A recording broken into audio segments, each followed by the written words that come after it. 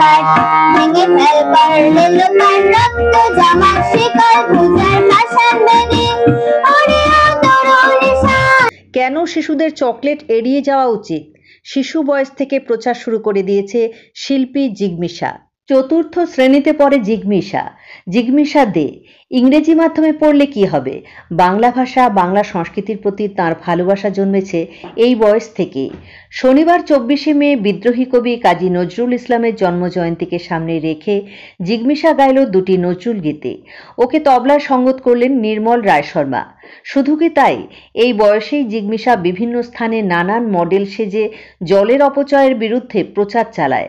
আবার শৈশব থেকে কেন দাঁতের যত্ন নেওয়া প্রয়োজন, কেন শিশুদের চকলেট খাওয়া এড়িয়ে চলা উচিত, চকলেট থেকে দাঁতের কি ক্ষতি হয় তার জন্য বিভিন্ন স্থানে মডেল সেজে সচেতনতার প্রচার করছে এই শিশু।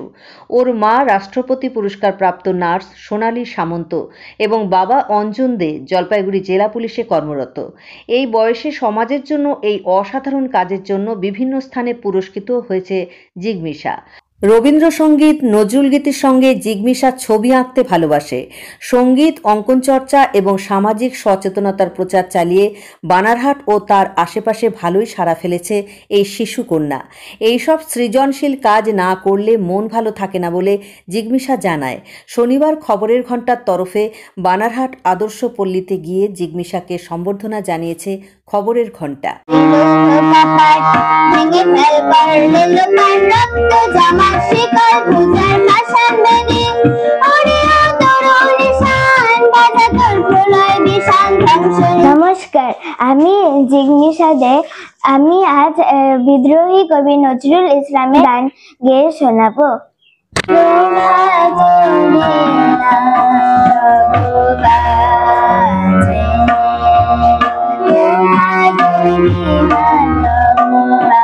আপনি কি প্রচার করো?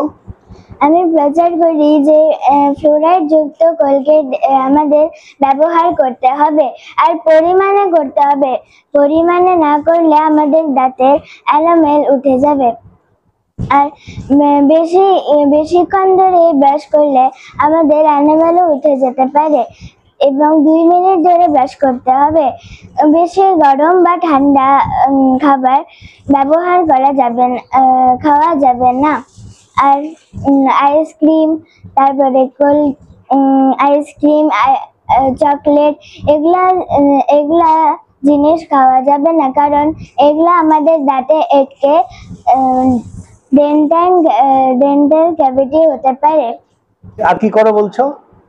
আমি গান করি, তার সাথে জল দাঁতে নিয়ে প্রচার করি। জল নিয়ে কি প্রচার করো? জল নিয়ে প্রচার করি রাস্তায় গাড়ি স্কুল যাবার সময় গাড়ি থেকে দেখি যে রাস্তায় কল খোলা আছে, ওখান থেকে জল পড়ে।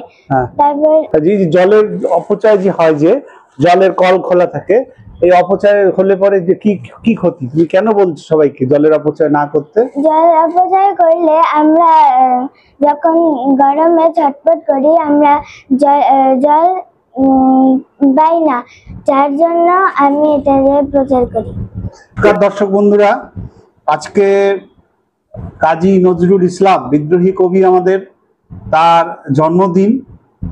এই বিশেষ দিনে আমরা শিলিগুড়ি শহর ছেড়ে চলে এসেছি আমাদের যে সবুজের দেশ ডুয়ার্সের যে বানারহাট, সেই বানারহাটের 3 নম্বর যে লাইন আছে সেখানে আমরা উপস্থিত। এই মুহূর্তে আমাদের সামনে দেখতে পাচ্ছেন জিগমিশা দে, 4র্থ শ্রেণীর ছাত্রী। পড়াশোনা তো করেই, তার সঙ্গে সঙ্গে ওর এক্সট্রা কারিকুলাম আছে। আমরা খবরের ঘন্টা আগে প্রচার করেছি, ওর সঙ্গীত আমরা প্রচার করেছি। তো এই যে পানীয় জলের বা বিভিন্ন সময় যে কল খোলা থাকে, জলের অপচয় হয়, আমরা যাই যাতায়াত করি, কেউ দেখে না দেখা ভান করি। জিগমিশা কিন্তু এই বয়সে জলের অপচয়ের বিরুদ্ধে রীতিমতো মডেল তৈরি করে প্রচার করছে জায়গায় জায়গায়।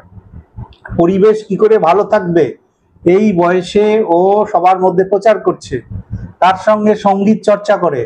আজকে নজরুল জয়ন্তীর দিন, আমরা ওর কাছ থেকে নজরুল গানও শুনবো এবং ওর কথাও শুনবো।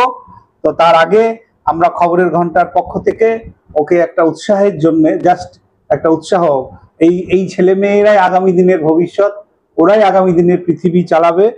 এবং ওর বাবা মা প্রত্যেকেই ওকে উৎসাহিত করে। বাবা অঞ্জন কুমার দে রাজ্য পুলিশের একজন এএসআই, আর মা হচ্ছে রাষ্ট্রপতি পুরস্কার প্রাপ্ত নার্স এএনএম সোনালী সামন্ত। বাবা মার উৎসাহ, বাবা মাও চায় যে দেশের জন্য বাবা মা যেভাবে আজকে দেশ সমাজকে দিচ্ছে, জিগমিশা বড় হয়ে সেরকম কিছু দেখ। আমরা জিগমিশার হাতে এই সার্টিফিকেটটা তুলে দিচ্ছি খবরের ঘন্টার পক্ষ থেকে। ও ভালো থাকুক, সুস্থ থাকুক, আগামী দিনে ওর আরো আমরা এগিয়ে যাক ওই প্রার্থনা করছি। এখন ওর কাছ থেকে দুটো কথা খালি শুনবো। তোমার নামটা বলো। নমস্কার, আমার নাম জিগমিশা দে। আমি ক্লাস 4-এ সেন্ট জেমস স্কুলে পড়ি। পড়ার পাশাপাশি আর কি করো? পড়ার সাথে আরো গান করি, তারপরে জল নিয়ে প্রচার করি। গাড়িতে যাওয়ার সময় রাস্তায় অনেক কল খোলা থাকে,